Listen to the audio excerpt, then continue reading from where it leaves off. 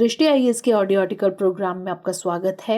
आज का हमारा आर्टिकल द इंडियन एक्सप्रेस में प्रकाशित लेख Twitter now owned by Elon Musk के सारांश पर आधारित है। इस आर्टिकल में टीम दृष्टि के इनपुट्स भी शामिल हैं। यह ऑडियो आर्टिकल सामान्य अध्ययन प्रश्न पत्र 2 के सामाजिक न्याय खंड से जुड़ा है। तो आइए लेख की शुरुआत करते हैं।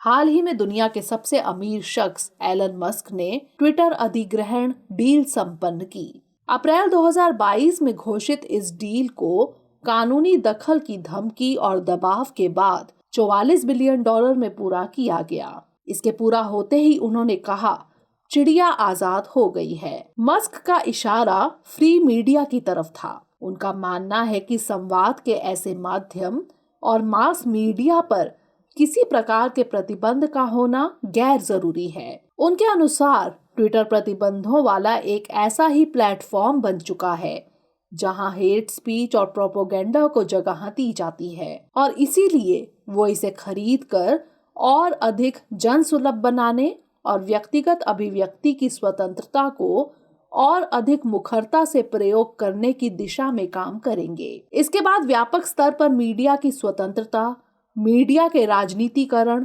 और सामाजिक विमर्श में इसकी भूमिका पर बहस तेज हो गई है। ऐसे में ट्विटर डील के हवाले से भारत में मीडिया के इतिहास, उसकी स्थिति और भविष्य में उसके स्वरूप पर बात करना जरूरी हो जाता है। इसके अलावा ऐसे कई सवाल हैं जिनकी तह तक पहुंचना जरूरी है, जैसे कि वैश्विक मानकों पर भारतीय मीडिया की क्या स्थिति है, एक स्वतंत्र मीडिया की आखिर क्यों जरूरत है, इसके रास्ते में कौन सी समस्याएं हैं और इन चुनौतियों से कैसे निपटा जा सकता है। तो आज के ऑडियो आर्टिकल में हम इन्हीं सवालों के जवाब तलाशने की कोशिश करेंगे।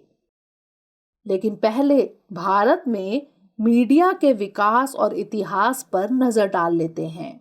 असल में भारत में जनसंचार की शुरुआत काफी रोचक रही है। 16वीं सदी में प्रिंटिंग प्रेस आ चुकी थी, लेकिन उसके बावजूद कोई समाचार पत्र नहीं छापा गया क्योंकि कंपनी के अधिकारी नहीं चाहते थे कि उनकी दैनिक गतिविधियों, काम के तरीके और किसी अन्य विवाद की जानकारी किसी भी प्रकार से जनमानस या ब्रिटेन तक पहुंचे। लेकिन कुछ अधिकारी ऐसे भी थे जो कंपनी के कृत्यों या व्यक्तिगत कुंठा के कारण असंतोष का शिकार थे। ऐसे ही एक व्यापारी थे विलियम बोल्ट्स, एक डच जिन्होंने अपने जीवन की शुरुआत ईस्ट इंडिया कंपनी से की और बाद में स्वतंत्र व्यापारी के रूप में अपनी पहचान बनाई। लेकिन उनके कंपनी विरोधी कृत्यों को देखते हुए उन्हें वापस इंग्लैंड भेज दिया गया। लेकिन उनके द्वारा शुरू किए गए कार्यों से अन्य बुद्धिजीवियों को बल मिला और उनके इसी कृत्य से प्रेरित होकर जेम्स ऑगस्टस हिक्की ने 1780 में बंगाल गजट शुरू किया। इसके बाद भारत में समाचार पत्रों की एक श्रृंखला शुरू हुई। इसके अलावा देश के कई साहित्यकारों और अन्य बुद्धिजीवियों ने भी इसमें अपनी भूमिका अदा की।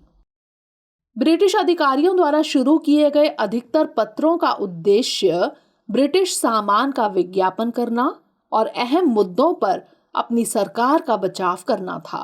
गंगाधर भट्टाचार्य, जुगल किशोर, ईश्वर चंद्र विद्यासागर, राजा राम मोहन रॉय, दादाभाई नौरोजी और भारतेंदु हरीश चंद्र कुछ ऐसे नाम हैं जिन्होंने भारतीय समाचार पत्रों और पत्रकारिता के विकास में अहम योगदान दिया। भारतीय राष्ट्रीय कांग्रेस की स्थापना के बाद भारतीयों के सहयोग से निकलने वाले समाचार पत्रों में अपूर्व वृद्धि देखने को मिली। लेकिन भारतीय प्रेस का उद्भव और विकास इतना भी आसान नहीं रहा। इसे अंग्रेजी राज के प्रतिबंधों और प्रताड़नाओं का भी शिकार होना पड़ा। भारत के पहले समाचार पत्र जेम्स ऑगस्टस हिक्की के बंगाल गजट तक के मुद्रणालय को जब्त कर लिया गया। स्वतंत्र और निष्पक्ष पत्रकारिता तथा अभिव्यक्ति की स्वतंत्रता पर सेंसरशिप लगाने के ये शुरुआती प्रयास थे। इसके बाद भी अभिव्यक्ति की स्वतंत्रता को दबाने के प्रयास जारी रहे। भारत में एक स्वतंत्र प्रेस का विकास ना हो सके, इसके लिए कई प्रेस नियंत्रण अधिनियमों का सहारा लिया गया। 1799 के अधिनियम के द्वारा प्री सेंसरशिप लागू की गई, जिसे बाद में 1818 में समाप्त कर दिया गया। 1823 का अधिनियम इस लिहाज से बेहद कठोर था कि इसके बाद मुद्रक और प्रशासक को प्रेस स्थापित करने से पहले लाइसेंस लेना अनिवार्य कर दिया था। मजिस्ट्रेट को इसे जब्त करने का अधिकार मिल गया। जो चंद लोग इस व्यवसाय में थे, उन्हें डराने करने के लिए ये सारे एक्शंस काफी थे। यही नहीं, 1823 के एक्ट के बाद राजा राममोहन रॉय को भी अपनी पत्रिका मिरात उल अखबार बंद करना पड़ा। हालांकि भारतीय प्रेस के मुक्तिदाता कहे जाने वाले चार्ल्स मेटकाफ ने बाद में 1823 के अधिनियम को समाप्त कर दिया था। समय समय पर घटनाओं और परिस्थितियों के आधार पर अंग्रेजी सरकार बिल लाती रही, लेकिन ब्रिटिश राज में भारतीय प्रेस कभी भी पूर्ण रूप से आजाद नहीं हो पाई। सन 1878 के वर्नाकुलर प्रेस एक्ट को तो मुंह बंद करने वाला एक्ट तक कहा गया। प्रेस पर लगने वाली इन पाबंदियों को हटाने और लिखने में और अधिक स्वतंत्रता की मांग करने के लिए आगे भी कुछ प्रयास किए गए। इन प्रयासों के अनुरूप 1939 में अखिल भारतीय समाचार पत्र संपादक कॉन्फ्रेंस का गठन किया गया। इस संगठन ने सरकार से बेहतर रिश्ते बनाने, प्रेस पर लगे प्रतिबंधों में रियायत पाने और प्रेस के बेहतर संचालन को अपना लक्ष्य बनाया। इसके बाद भी प्रेस स्वतंत्रता को लेकर किए जाने वाले प्रयास थमे नहीं, बल्कि आजादी के बाद भी यूं ही अनवरत जारी रहे। तो आइए अब आजादी के बाद मीडिया में अभिव्यक्ति की स्वतंत्रता की तरफ रुख करते हैं। भारत की आजादी के बाद 1947 में प्रेस इंक्वायरी समिति का गठन किया गया, ताकि भारतीय संविधान के आलोक में प्रेस कानूनों की तर्क संगतता पर विचार किया जा सके। साल 1951 में प्रेस आपत्तिजनक मामले अधिनियम और अनुच्छेद 19(2) में संशोधन पारित किया गया।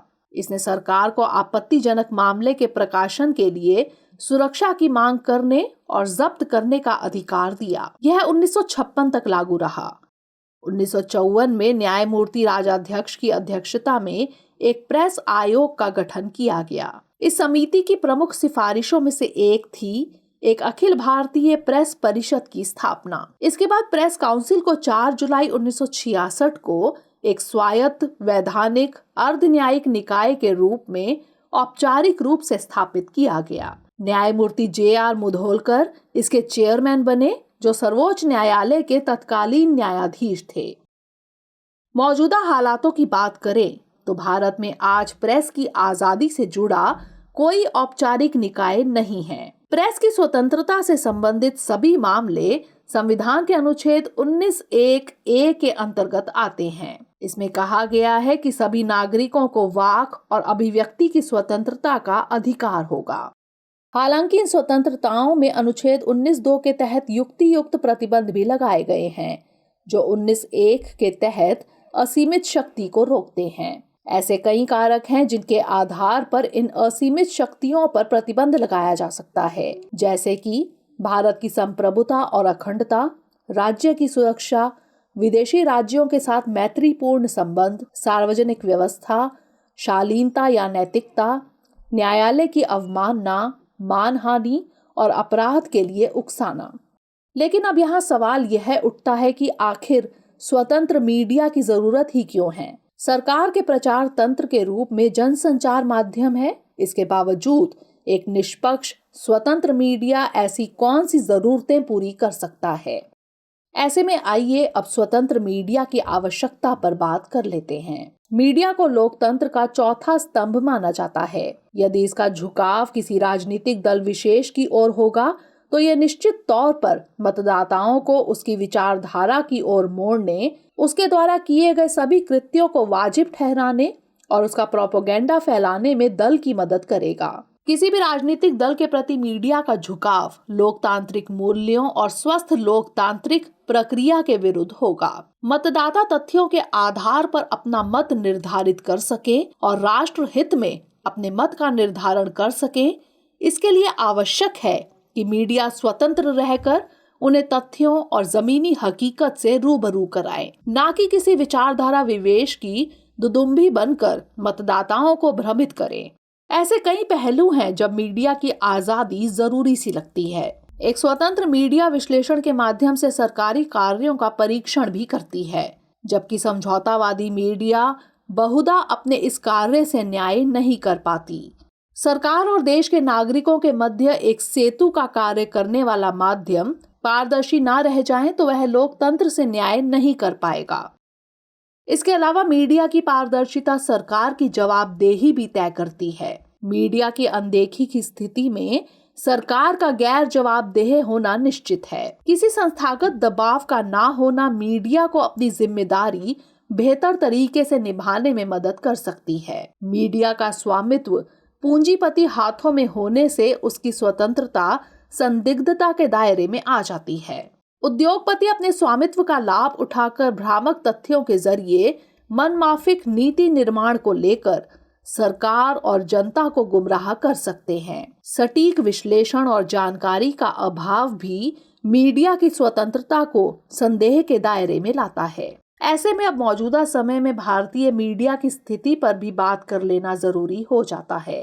3 मई 2022 को विश्व प्रेस स्वतंत्रता दिवस के अवसर पर विश्व प्रेस स्वतंत्रता सूचकांक का 20वां संस्करण प्रकाशित किया गया। इसे रिपोर्ट्स विदाउट बॉर्डर्स ने जारी किया था। इस सूची में भारत 180 देशों में से 150वें स्थान पर खिसक गया था। हालांकि यह पत्रकारिता की गुणवत्ता का संकेतक नहीं है। इसके बावजूद इस सूचकांक का निर्धारण करने के लिए राजनीतिक संदर्भ, कानूनी ढांचे, आर्थिक संदर्भ, सामाजिक सांस्कृतिक संदर्भ और सुरक्षा आदि को ध्यान में रखा जाता है। भारत का इस सूचकांक में गिरावट के पीछे का कारण पत्रकारों के खिलाफ हिंसा और राजनीतिक रूप से पक्षपातपूर्ण मीडिया में बढ़ोतरी होना बताया गया। ये मानक कम से कम इस तथ्य की ओर अवश्य इशारा करते हैं कि भारत का सामाजिक परिवेश स्वतंत्र मीडिया के अनुकूल नहीं है। पिछले दिनों भारत में राजनीतिक कारणों से हुई पत्रकारों की हत्याएं भी इसी तथ्य की पुष्टि करती हैं। मीडिया के एक धड़े के स्वतंत्र होते हुए भी उसका किसी न किसी राजनीतिक खेमे का हिस्सा हो जाना चिंता का विषय है। इसमें जन सरोकार के मुद्दों से इतर होने वाली सांप्रदायिक बहसें भी शामिल हैं। इनसे न सिर्फ विद्वेष का वातावरण पनपता है, बल्कि सीमित जनाधार रखने वाले राजनीतिक दलों को नई जमीन भी मिलती है। मीडिया में एक खास प्रकार की खबरों का थोपा जाना, उसी को बार बार दोहराया जाना उन्हें लगभग सत्य बना देता है। ऐसे कई देश हैं जहां मीडिया पर पूर्ण सरकारी नियंत्रण है। उपरोक्त सूचकांक में अंतिम पायदान पर रहने वाले उत्तर कोरिया समेत चीन और रूस ऐसे बड़े देश हैं जहां मीडिया की स्थिति भारत से भी कमजोर है। चीन में मानवाधिकारों के हनन के साथ साथ व्यक्तिगत स्वतंत्रता से भी समझौता किया जाता रहा है। भारत का इस सूची में लगातार नीचे जाना इस बात का द्योतक है कि हमारा सरकारी तंत्र भले इस बात की गवाही देता रहे कि हम लोकतांत्रिक देश हैं और हमारी अभिव्यक्ति की स्वतंत्रता से कोई छेड़छाड़ नहीं की जाएगी, लेकिन जब जनसंचार के माध्यमों से बार बार किसी विमर्श के एक ही पहलू को दिखाया जाएगा तो बहुसंख्यक जनमानस उसे मानने और उस पर विश्वास करने को बाध्य हो सकते हैं।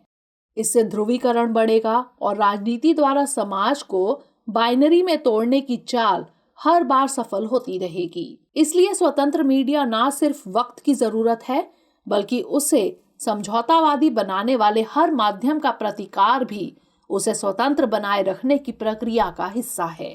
हालांकि रिपोर्ट्स विदाउट बॉर्डर्स की रिपोर्ट और सूचकांक कोई अंतिम मानक नहीं है जिनके आधार पर भारतीय मीडिया को खारिज किया जा सके। सूचना और प्रसारण मंत्री राज्यसभा में एक प्रश्न के लिखित जवाब में कहते हैं कि वो इस रिपोर्ट के मानकों से सहमत नहीं हैं। उनके अनुसार सरकार विभिन्न कारणों से संगठन द्वारा निकाले गए निष्कर्षों से इत्तेफाक नहीं रखती।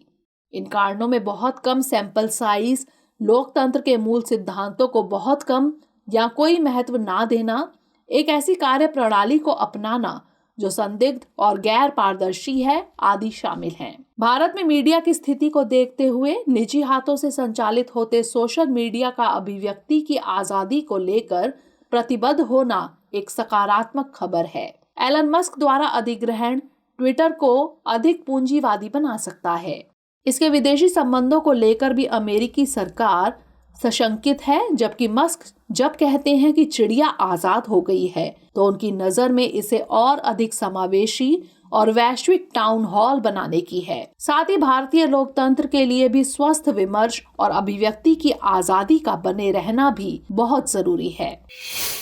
तो आइए अब नोट कर लेते हैं आज का सवाल। वैश्विक मानकों पर भारतीय मीडिया की स्थिति को उजागर करते हुए बताइए कि भारत में एक स्वतंत्र मीडिया की जरूरत क्यों है।